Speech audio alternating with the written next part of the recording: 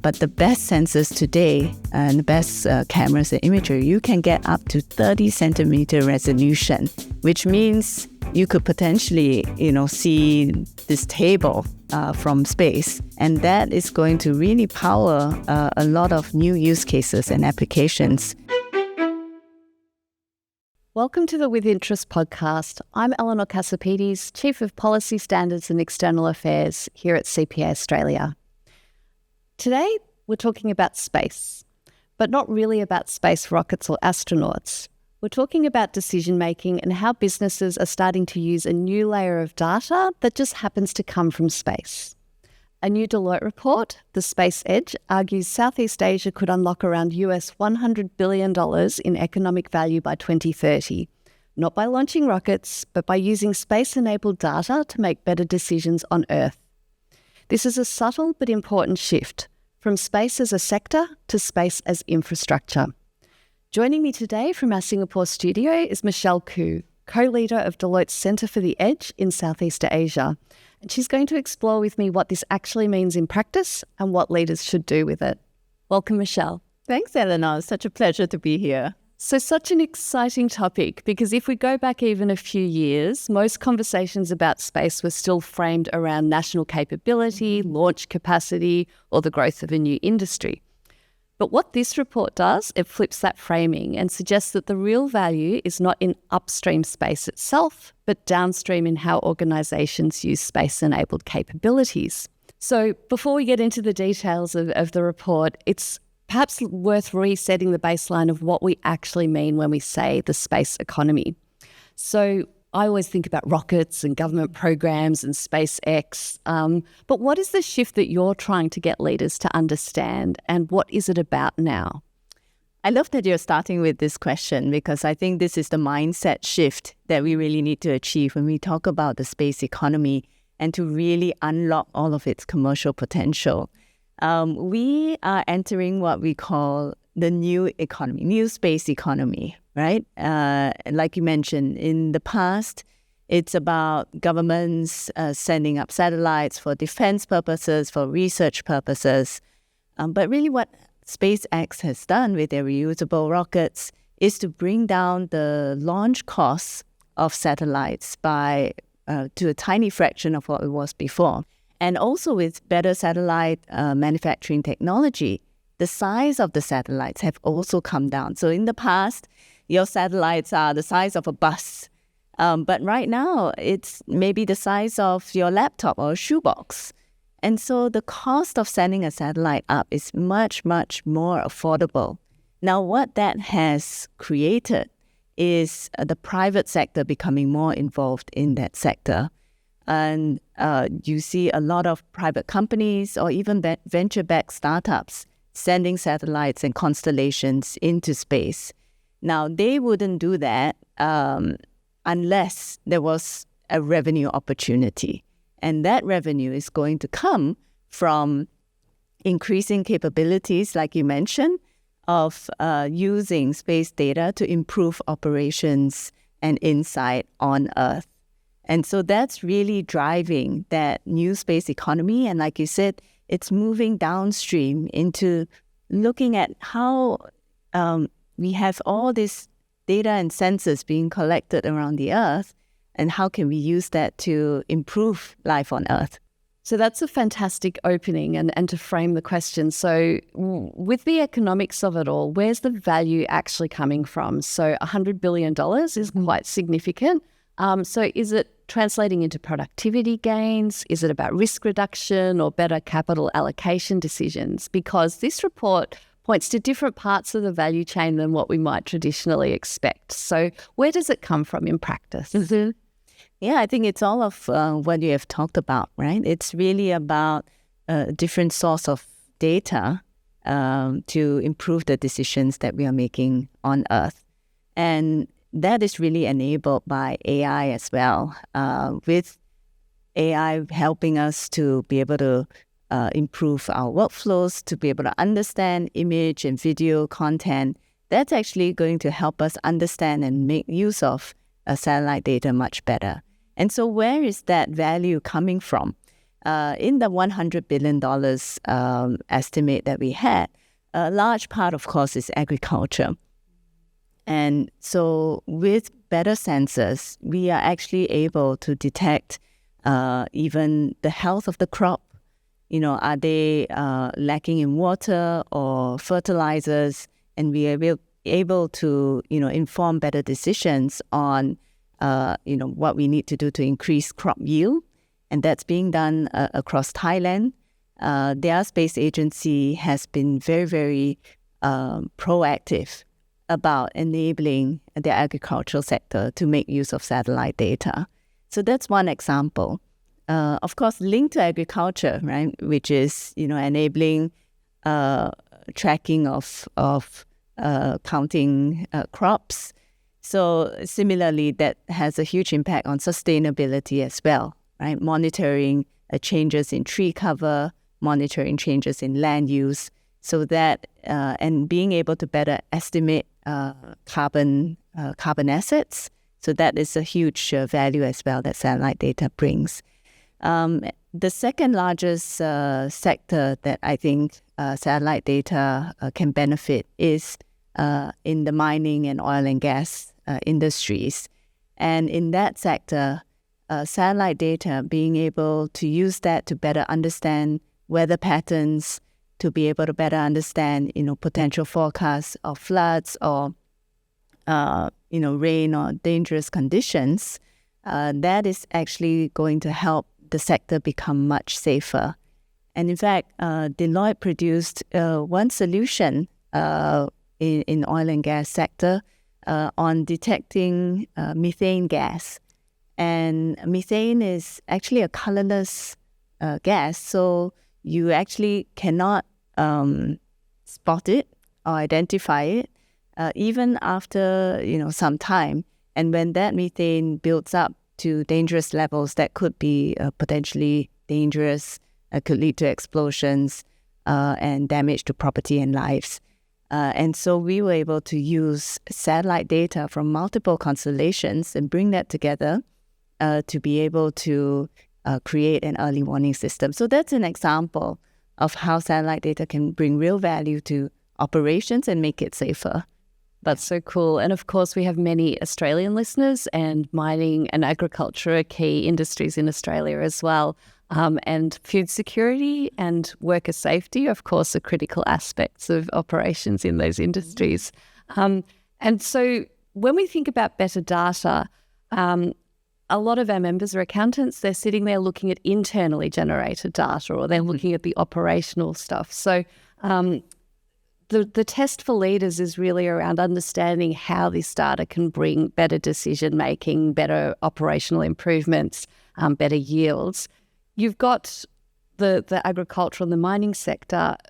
From a policy perspective, that relationship between government, between corporations and things like food security, workers' safety, how does space data, space-enabled data fit into that landscape? So one way that we've seen governments around the world use satellite data is really to understand the changes that are happening in the urban landscape and also to monitor population changes. So you could use nighttime lights, or you could use Earth observation imagery to see perhaps where new houses or new apartments are being built and be able to then estimate how or plan how you can provide infrastructure to those areas. So we've seen it being used in telecommunications, where you can use this kind of imagery to plan, okay, where should I make sure I have better coverage? And another thing that satellites are helping to unlock is, for example, SpaceX with their Starlink satellites, that's bringing better connectivity to remote areas. And that is then enabling better amenities to be brought to these populations. So it lifts the quality of living and access to data and information. And I think the urban planning, sometimes I go onto Google Maps and I look at the cities. And in Australia, of course, we have a lot of natural disasters, so flood resilience, understanding the topography, So governments have got a real benefit if they access this data when they're thinking about their planning decisions. That's right. Is there also, in terms of critical responses, I'm just thinking of a situation where you might have flooding or unexpected rainfall, or even changes over time as a result of climate impacts. Is that an avenue for space data to really be useful for policy designers? Mm-hmm. Yes, and actually we think of space as something very new. Maybe for most people, it was only brought to attention because of the SpaceX IPO that just happened. And suddenly we realized, what an economy that is. But actually we have had satellites since 50 years ago that are taking images of the Earth. What we have now over the past 5 years is more satellites rotating, so you get a better refresh of data and also better sensors. And what that means is that you have this very rich archival data set of changes that have happened over a particular region over time. And that is helping us be able to better understand the impact of natural disasters, for example, flooding. You could use that to look at how floods have impacted specifically certain areas. So one example I've come across is that traditionally, government may look at reports of flooding in a certain area, right? But then it's not precise enough to be able to see actually which specific areas the flood affects. And so there was this example where a bank decided not to provide housing loans to a whole area because of the flood risk, because it was bordering around two rivers. But actually, when you do the deeper flood analysis, you realize actually, a lot of these housings are on higher ground. So they actually would not be impacted by that flooding as much. And so with better understanding of the topography or the impact of floods on a particular area, you actually can make smarter, better decisions. So that refined data can touch lending decisions, presumably insurance decisions as well, and then you can model the probabilities of impact a lot better. So the more accurate the data, the richer the data, the better the decision making. In fact, I have one example here, which is in our SpaceX report. So the SpaceX was released in May, just very recently, and what we wanted to do was bring real examples to show how that $100 billion was actually being realized. And since you mentioned lending, one of the examples was this financial services. And using Earth observation data, you're able to analyze the roofs of residential and commercial buildings and be able to estimate their feasibility for solar panel installation. And with this technology, a bank was able to analyze 15,000 green loans in a matter of a week. So that is really driving, I think, sustainability, but also commercial value to the bank. Yeah. And because sustainability and the renewables, we need to increase the production, but to be able to do it in an efficient way and make those capital allocation decisions, that's a fantastic example. And so in Southeast Asia, so we're here in Singapore, I just came from a few days in KL, those opportunities seem even more real. So how do you think, and there's some urgency around it as well. So there's opportunities, but also urgency. So what are the strongest use cases for Southeast Asia in particular?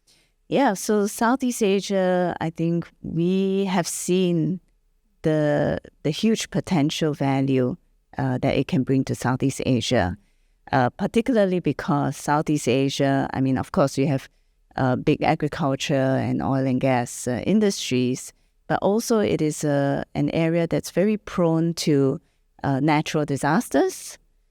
And it's also an area where the urban landscape is changing very, very quickly. So, and I think one more point is the rich biodiversity and forest cover that we have in Southeast Asia that should be preserved. Now, all of these use cases, I think, can greatly benefit from the increased use of satellite data to make decisions, to drive activity and also to preserve the valuable things that we need to preserve, like sustainability, like biodiversity. And when I think physically being in space, it's like you zoom out, you get that macroeconomic view about how all of these different activities are coming together and what's changing and how to really influence the outcomes. And I think just globally, but particularly, like you say, in Southeast Asia, there's tension too, isn't there? So the more accurate we can be, the more precise we can be about how to allocate the different decisions that we need to make. It's a critical piece of infrastructure. Yeah. And I think it's an interesting point you made about zooming out. So absolutely, right? It gives you a very higher than bird's eye view of what's happening on Earth, but also our ability to zoom in with images today. Now, traditionally, and open source data, you can get 5-meter resolution, which actually you can see quite a bit with 5-meter resolution. But the best sensors today and the best cameras and imagery, you can get up to 30-centimeter resolution, which means you could potentially, see this table from space. And that is going to really power a lot of new use cases and applications. It's almost like having a CCTV up there in space. Yeah, that's amazing, because I was just thinking of the days when, the Google cars used to go up and down the streets to get street view, and we were all like, what's happening? And so now it's from space going down to 30 centimeters. The Great Wall of China being visible from space. Now we can see tables and cups and chairs. So it's quite an incredible rapid progression.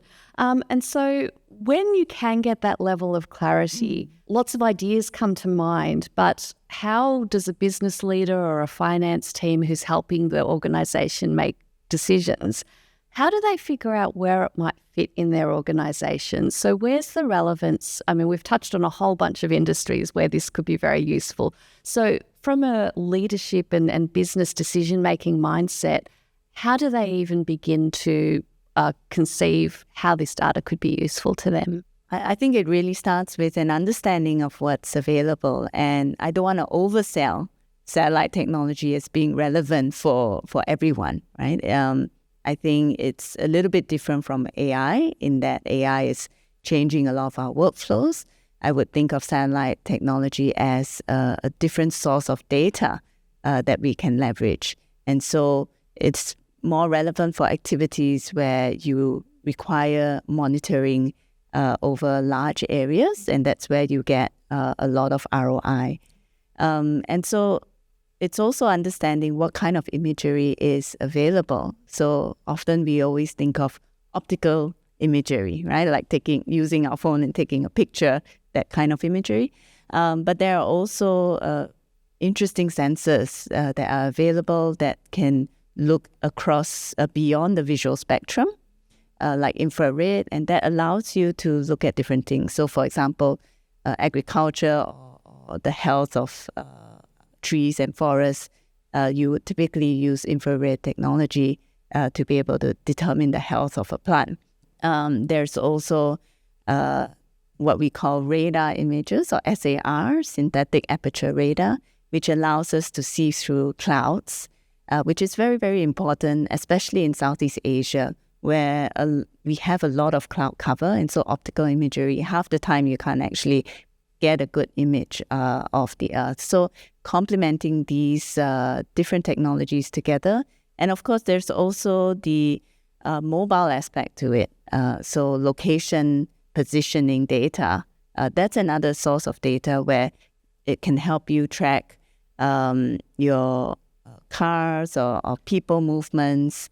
And that actually drove the last, I would say, decade of unicorns that we've seen in this region with e-commerce, your Ubers. Those were all enabled by positioning technology. So I think just having an understanding of all of this and seeing where it could apply to your business. So maybe I'll take my own organization as an example, right? Deloitte. And so, of course, we have a big audit business. And so we've also used Earth observation imagery in our audits. So for more remote assets like mining sites or offshore platforms, even in Southeast Asia, we've started to use Earth observation imagery, and that's helped us have a different source of data to validate our ground visits. Because for some of these sites, it can take you 6 hours, or you have to take a small plane to get to the site to do your checks and due diligence. But you can have another source of data, an image taken, from space, and you can even task it to say, over a certain period, I would like to take images of this area, and that's another sort of cameraman, I think, helping you monitor a particular area. I love the lateral thinking, because even though we're CPA Australia, we think about audit all the time. So it's really, and if you're a business with remote assets, for example, you can actually monitor how they're going and any perhaps damages if it can zoom in. So if you have a vast asset portfolio, it's a different way of monitoring, like you say, just like sensors everywhere. So that's really, really cool. Mm-hmm. So if you look ahead, let's say 5 years, because things are changing so quickly, how do you think the successful organisations that are able to use this data effectively, what will separate them and what will benefit them from those that are a little bit slower on the uptake or who are not aware of these opportunities? Those companies and industries where satellite data is relevant, I think satellite data can really help you create a safer, more productive and more inclusive operations and more inclusive world. There's also still that inspiration of what space represents to people, and it can be a real driver of innovation and breakthrough. Now, of course, we see SpaceX using that very, very effectively.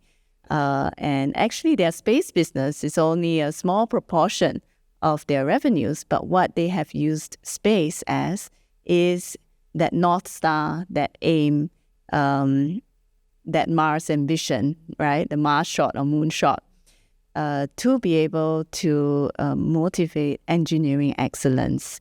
And that's really where, the company's value is on engineering excellence. And I was very amazed to find that actually in Asia Pacific as well, there are many companies that are using space as an inspiration. And I was very surprised to find that many Japanese companies, the largest conglomerates, all have a space division. And so traditionally non-space companies are also setting up space divisions, and Japanese investors love whenever a Japanese company announces a space project. And they are really seeing that as that innovation edge, that inspiration to drive transformation and new technologies.